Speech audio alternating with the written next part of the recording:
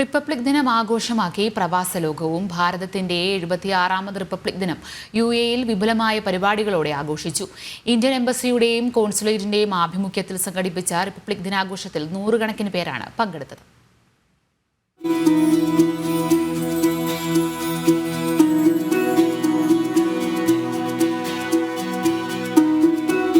ദുബായിലെ Indian consulate അങ്കണത്തിൽ രാവിലെ 7 മണിക്ക് കോൺസുൽ ജനറൽ സതീഷ് കുമാർ ശിവൻ ദേശീയ പതാക ഉയർത്തിയതോടെ റിപ്പബ്ലിക് ദിനാഘോഷങ്ങൾക്ക് തുടക്കമായി.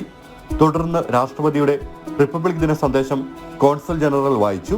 You would have seen the wonderful turnout for the 76th Republic Day celebrations at the consulate.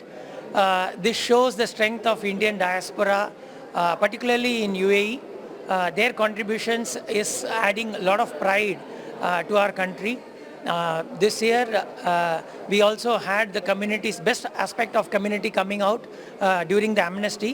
So during my speech I had the opportunity to thank each and every community association who had partnered with the consulate.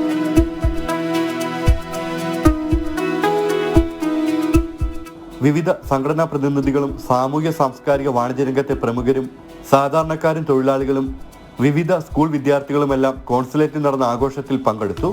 ദേശഭക്തി ഗാനങ്ങൾ അടക്കമുള്ള കലാപരിപാടികൾ ആഘോഷങ്ങൾക്ക് മാറ്റുകൂട്ടി.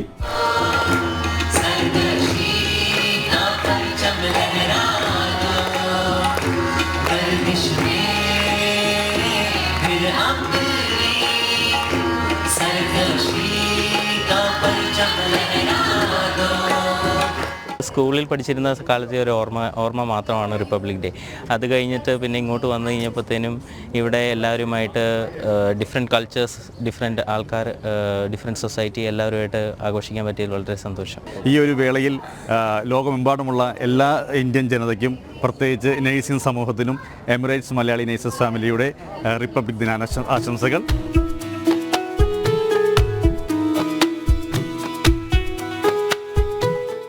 അബുദാബിയിലെ Indian എംബസിയിൽ സ്ഥാനപതി സഞ്ജയ് സുധീർ ദേശീയ പതാക ഉയർത്തി. രാഷ്ട്രപതിയുടെ റിപ്പബ്ലിക് ദിന സന്ദേശത്തിലെ പ്രസക്ത ഭാവങ്ങൾ സ്ഥാനപതി വായിച്ചു. നൂറുകണക്കിന് പ്രവാസികളാണ് യുഎഇയിലെ റിപ്പബ്ലിക് ദിനാഘോഷങ്ങളുടെ ഭാഗമായത്. ഷിൻസു സെബാസ്റ്റ്യൻ, ജനം, ദുബായ്.